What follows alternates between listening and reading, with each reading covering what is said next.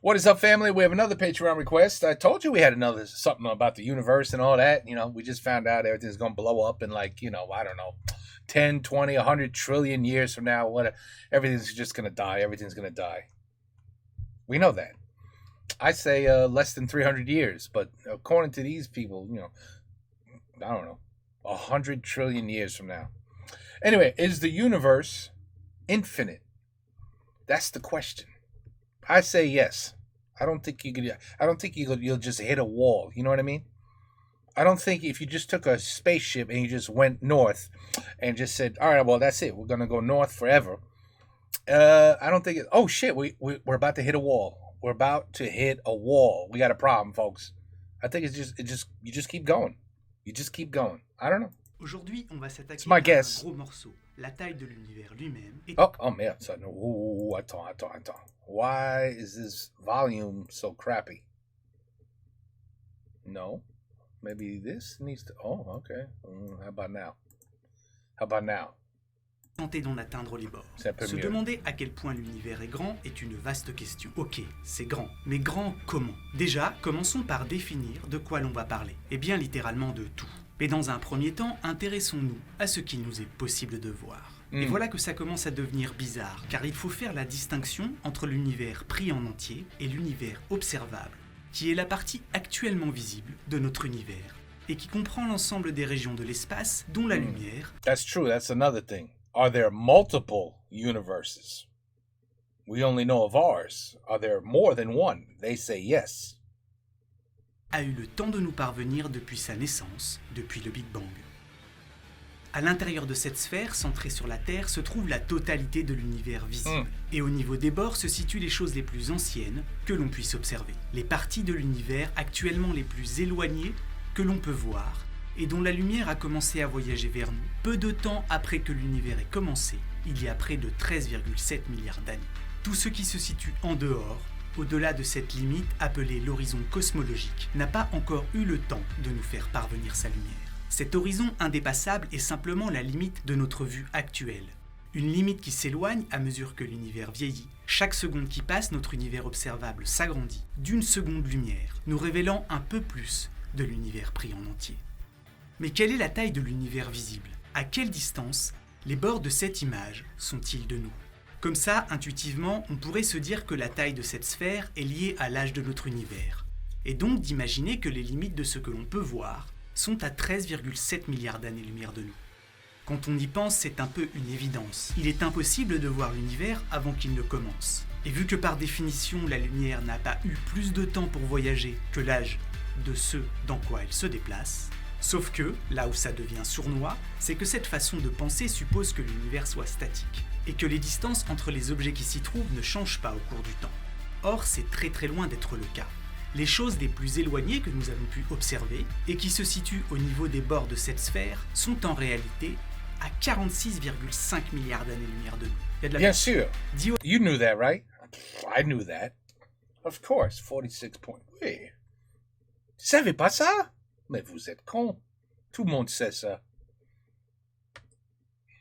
Autrement, le rayon de notre univers observable est près de 3 fois plus grand que l'âge de l'univers ne pourrait le laisser penser. Et si l'étendue de la bulle que nous pouvons voir est aujourd'hui si vaste, c'est parce que l'univers est, et a toujours été, en expansion, et pas qu'un peu. Actuellement, les galaxies situées à 1 mégaparsec de nous s'éloignent de 70 km par seconde. Celle à 2 mégaparsecs de 140 km par seconde, celle à 3 mégaparsecs de 210 km par seconde, et ainsi de suite. Chaque mégaparsec, c'est 252 000 km supplémentaires qui nous séparent chaque heure. À ces vitesses de fuite déjà considérables, s'ajoute le fait que par le passé, l'univers était en expansion beaucoup plus rapidement qu'il ne l'est aujourd'hui. Et voilà pourquoi notre univers visible, qui encapsule toute la lumière qui a eu le temps de nous parvenir, depuis le Big Bang, fait aujourd'hui 93 milliards d'années-lumière de diamètre. C'est grand. Et l'on peut se demander comment des régions situées dans des confins aussi éloignés du cosmos peuvent-elles être visibles si la lumière qui les a quittées, il y a 13,7 milliards d'années, n'a pu depuis le Big Bang parcourir que 13,7 milliards d'années-lumière de distance. La raison en est qu'en ces temps reculés, au moment où la lumière qui nous en parvient aujourd'hui les a quittés, les objets, les galaxies qui se trouvent ici, étaient bien plus proches de nous qu'elles ne le sont actuellement. Et cette expansion de l'espace a une autre conséquence, des plus déstabilisantes. Encore aujourd'hui, passé une certaine distance, les galaxies de notre univers observable s'éloignent de nous à une vitesse supérieure à celle de la lumière. Quand on sait que rien dans l'univers ne peut se déplacer plus rapidement que ne le fait la lumière dans le vide, cela peut vous sembler contre-intuitif, et ça l'est totalement. Pour comprendre cette étrangeté, il faut ici garder en tête que cette vitesse n'est pas celle des objets qui se déplacent dans l'espace, mais celle à laquelle ils s'éloignent de nous, du fait de l'expansion de l'espace lui-même, qui les sépare, s'étend et s'étire, comme le ferait un tissu élastique. En d'autres termes, c'est l'espace sur lequel les galaxies reposent qui enfle et gonfle en entraînant dans son processus de croissance tout ce qu'il contient. Et là où ça devient des plus étranges, c'est que le fait que la lumière ait une vitesse finie et que l'expansion de l'espace, passée une certaine distance entre deux objets, la dépasse, implique que le volume de notre univers observable n'est pas celui de l'univers potentiellement accessible. Accrochez-vous, restez avec moi. Il existe en son sein une partie avec laquelle nous ne pourrons jamais interagir. Et le volume de cette portion de l'univers qui nous est déjà, et à jamais, inatteignable, est bien plus petit que celui de l'univers visible. Cet inaccessible commence au-delà d'une limite, appelée horizon des événements cosmiques, qui est aujourd'hui situé à quelques 16 milliards d'années-lumière de nous. Et tout ce qui se trouve derrière cet horizon est pour toujours hors d'atteinte, même si vous disposiez d'un hypothétique vaisseau capable de voyager à la vitesse de la lumière pour tenter de vous y rendre. Tous les objets qui se trouvent actuellement en dehors de cette sphère-là ne pourront jamais être vus tels qu'ils sont maintenant, de toute éternité. Leur présent est et restera indétectable. Ce qui se passe actuellement derrière cette frontière indépassable ne pourra jamais nous être connu. Et ce, même si nous pouvions patienter durant une éternité. Car les photons quittant maintenant les galaxies qui s'y trouvent se déplacent déjà à la vitesse maximale autorisée par les lois de la nature. Or, du fait de l'expansion de l'espace, la distance nous séparant des parties de l'univers situées au-delà de l'horizon des événements cosmiques augmente bien plus rapidement que la vitesse de la lumière. Lumière qui, dès lors, n'est pas capable de contrebalancer l'étirement de l'espace qui s'oppose à son déplacement, et en quelque sorte se met à reculer par rapport à nous, tels des nageurs incapables de lutter contre la force du courant, obligés de suivre le mouvement du tapis roulant de l'espace-temps. Bien sûr, pendant encore des milliards d'années, de la lumière provenant des galaxies situées actuellement derrière cette frontière va continuer à nous parvenir, car les photons qui les ont quittées avant qu'elles ne dépassent cette sorte de ligne rouge sont aujourd'hui en train de progresser vers nous. Mais ceux partis, une fois cette limite franchie, ne nous parviendront jamais. Ainsi, la grande majorité des galaxies qui peuplent notre ciel aujourd'hui sont en réalité déjà passées derrière cet horizon des événements. Et leur présent, l'état actuel de ces objets maintenant, est pour nous perdu pour toujours. C'est pourquoi dans un univers en expansion, et le nôtre l'est, le ciel profond est amené, au cours des milliards d'années à venir, à se vider progressivement de toute lumière, s'éloignant trop vite, trop loin. De plus en plus de galaxies vont finir, avec le temps, par visuellement disparaître. On estime que ce sont ainsi quelques 20 000 étoiles du ciel profond qui passent en moyenne chaque seconde au-delà de l'horizon des événements cosmiques. Et vu que l'expansion de l'univers s'accélère, à terme, ne sera plus visible pour nous que les galaxies de notre groupe local, qui sont elles arrimées aux plus petites échelles par la force de gravité qui l'emporte sur l'expansion de l'univers. Encore plus étrange peut-être, et là va falloir s'accrocher, c'est que cet horizon des événements cosmiques est plus éloigné que ne l'est la limite au-delà de laquelle les objets fusent par rapport à nous, plus rapidement que la lumière. Je vais le répéter autrement pour vous et aussi un peu pour moi. Contrairement à ce que notre cerveau nous hurle intuitivement de penser, l'horizon des événements cosmiques ne correspond pas précisément à la limite au-delà de laquelle la vitesse de récession des galaxies dépasse celle de la lumière. Car cette limite, dessinée par la surface de la sphère de Hubble, se situe, elle, actuellement, à quelques 14,3 milliards d'années-lumière d'ici. Et là où ça devient extrêmement bizarre, ok, ça l'était déjà, c'est que toutes les galaxies qui se trouvent dans cette région de l'espace et qui s'éloignent pourtant de nous à un rythme plus rapide que celui de la vitesse de la lumière, seront un jour visibles telles qu'elles sont aujourd'hui. Je répète, toutes les galaxies qui se trouvent ici se déplacent actuellement plus rapidement que la lumière par rapport à nous. Et pourtant, les photons qu'elles émettent maintenant vont pouvoir nous parvenir. Et pour comprendre pourquoi, il va nous falloir encore rajouter quelques nœuds au cerveau. En fait, même si l'expansion de l'univers est bien en train d'accélérer, là où ça devient contre-intuitif au carré, c'est que ce taux d'expansion n'est disons actuellement pas suffisamment rapide pour maintenir une sphère de Hubble de taille constante, de sorte que celle-ci se dilate et s'agrandit avec le temps. Et ce, plus rapidement que ne s'éloigne la lumière émise, maintenant, par les galaxies situées dans ces régions. Je vous avais prévenu pour les noms. Ainsi, cette sphère va continuer en quelque sorte par rattraper tous ces points fuyants. Et une fois rentrés dans la sphère de Hubble, les grains de lumière vont alors se retrouver dans une région de l'espace reculant par rapport à nous, plus lentement que la vitesse de la lumière, et ainsi aller de l'avant, pouvoir progresser vers nous. D'ailleurs, du fait de cet étrange phénomène, on pense que tous les photons qui nous parviennent des 5 premiers milliards d'années de notre univers ont tous été émis dans des régions de l'espace qui se déplaçaient déjà par rapport à nous plus rapidement que la lumière. Tous les objets sources de ces photons sont évidemment aujourd'hui passés au-delà de l'horizon des événements, mais leur lumière, bien qu'émise à une époque où ils possédaient une vitesse supraluminique par rapport à nous, a eu le temps de nous parvenir.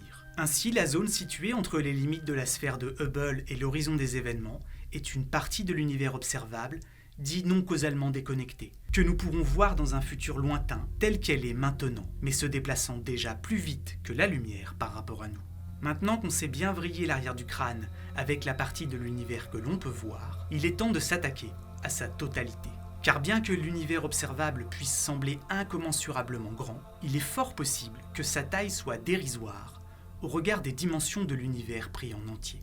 Mais avant d'aller patauger dans le vif du sujet, demandons-nous ce que nous verrions si soudainement l'univers se figeait dans son expansion et que l'on se mette à voyager à travers un espace statique, jusqu'à combler les 46,5 milliards d'années qui nous séparent des bords de l'image. Ou plus simplement, si comme par miracle, on pouvait là, instantanément, se téléporter au niveau de l'horizon cosmologique. Quel épais mystère se cache au-delà des bords de l'univers observable?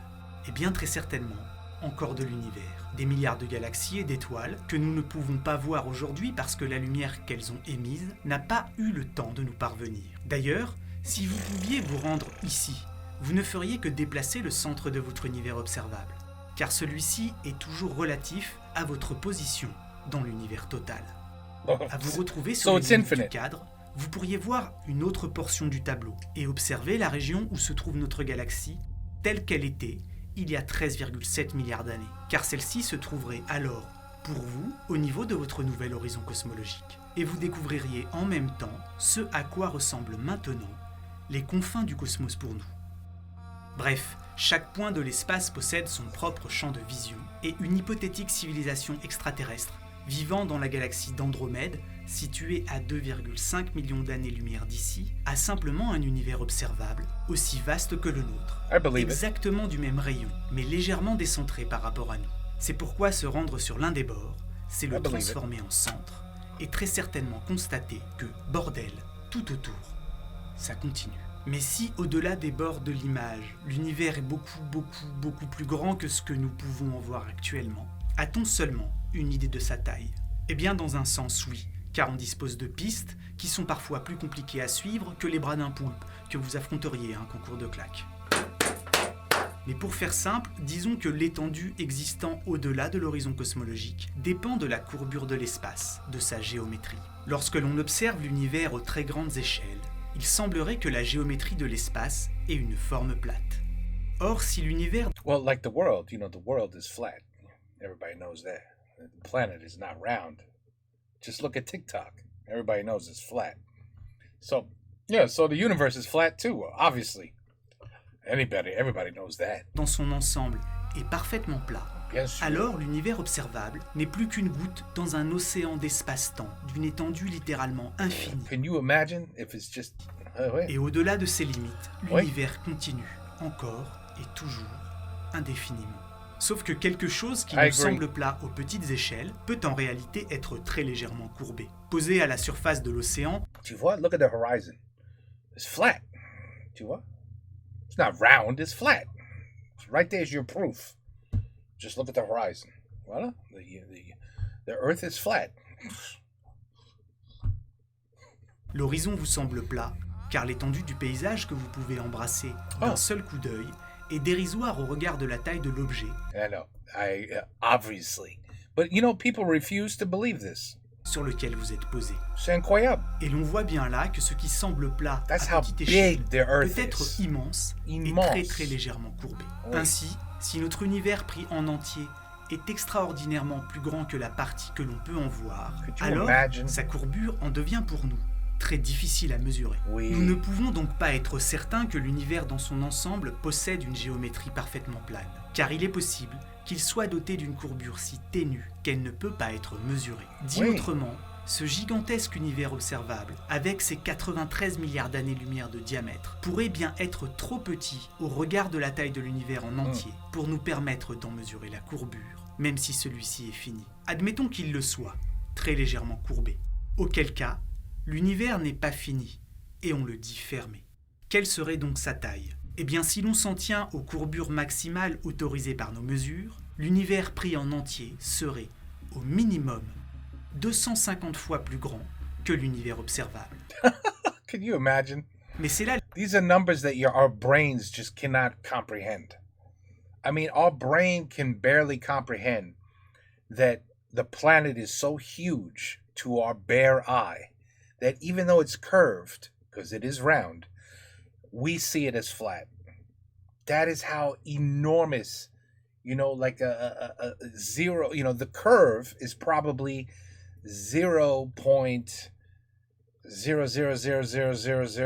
0.00000000001 of a curve. You just can't see it because the damn Earth is too big for you to just. That's why you got to go in space and go, oh shit, it is round. Look at that. But to try to understand how big the universe is, I don't. Our brains just can't. It just can't comprehend that kind of space and time, and it is incredible, though. It is absolutely incredible how everything is just built, right? Like we're just a planet floating in blackness, and it all works somehow. The moon is there for our gravity. The sun is there for our heat, and that is maybe 0.1000001% of the actual universe. So I just don't think our brains can understand how big the universe is. And again, is it just one universe? Is it one galaxy? We just forget it. l'estimation la plus basse possible, It's not et en possible. donnant à l'espace une courbure dérisoirement ridicule. Celui-ci pourrait tout aussi bien avoir un volume 15 millions de fois supérieur à ce que l'on peut voir. Ouais, Can you imagine? là c'est grand. Ouais, Bref, ça c'est énorme. on ne sait pas précisément. Infini, peut-être. Fini, possiblement. Je crois. Mais au minimum Infinite. 250 fois plus grand que ce qui s'offre à notre vue. Et histoire de nous faire un énième nœud au crâne, j'aimerais revenir sur l'hypothèse d'un univers plat, et donc infini. Songez que si l'univers pris en entier est sans limite, alors il l'était déjà au commencement. Ainsi, lorsque l'on parle du Big Bang, ce moment où l'ensemble de la matière de l'univers était compressé dans une infime petite portion de l'espace-temps, notre esprit a tendance à se représenter quelque chose d'extrêmement petit et comprimé. Mais si l'univers est aujourd'hui infini, et il l'est peut-être, alors il l'a toujours été, et ce, même lors du Big Bang. Right, it's always been. En ces temps reculés, il était simplement d'un infini excessivement plus petit que son infinité d'aujourd'hui. Même en étant incroyablement comprimés, les dimensions sidérales et sidérantes de l'espace peuvent dépasser tout ce qu'il est possible de se représenter. Et je trouve personnellement complètement dingue qu'un truc aussi petit qu'un cerveau humain, fabriqué à partir de petits bouts d'univers et en faisant partie, soit capable d'en estimer la taille. Et vu que ces 93 milliards d'années-lumière de diamètre au minimum ont fini par creuser dans mon crâne un trou béant de perplexité, je pense qu'il est grand temps de retourner vivre dans mon 15 mètres carrés. Ouais, Oui, exactement. en fait j'y suis déjà quoi. Ouais, c'est trop. C'est trop. I think absolutely it is. It's infinite. L'univers, c'est une nourriture pour l'esprit, mais si vous avez aimé ce voyage, il existe une théorie qui dit que la taille du porte-monnaie pilote un peu celui de la qualité et de la régularité des projets. Et surtout, ça permet de payer un monteur pour faire des trucs plus quali que ce que je vous ai proposé. Et tu peux aussi me suivre sur Instagram, par moments, j'y parle d'autre chose que le grand bordel des bords. Yeah. Everything is amazing. It really is. It's life is amazing. Everything's amazing. You know, we're just too busy. We're too busy to stop and think about it. But if we all stopped and just thought about it, we would fry our brains. They would literally fry. They would melt. Le cerveau, le cerveau va fondir. Fondu? Il va fondu. Il va fondir. How do you say your brain will melt? Le cerveau, il va fondu. No, that's not how they say it. But anyway, it's just too much. It's too much information. It's too much math. And there is no math in infinite, right? Just look at it as the universe as air, oxygen, air. You know, whatever I put my hand through, it's just empty. So now just think of that. I don't know, 500 billion times bigger, and there you go. That's your universe, and with no walls, with no walls. So do we have really the audacity to say we are the only life in the universe, the only planet with animals, insects, birds, fish, mammals, humans?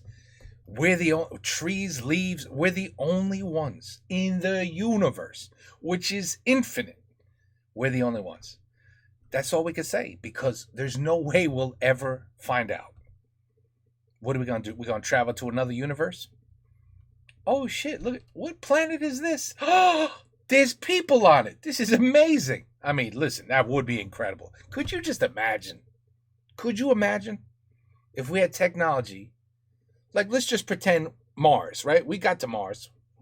Well, we didn't get to Mars, but we got, like, robots and, what do they call they roam the surface, little Ford, there's like a remote control car basically with cameras.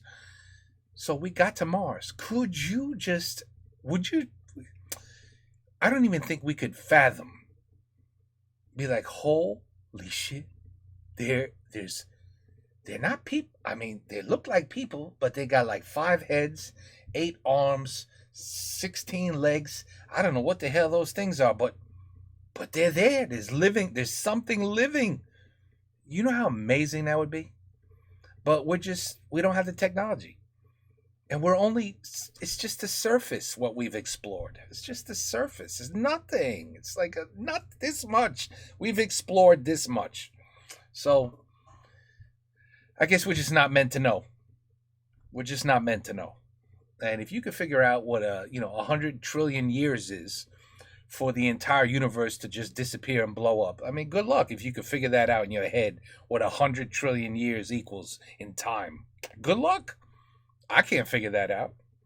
All right. Anyway, these are always crazy interesting and just blows my mind with the information. It just blows my mind.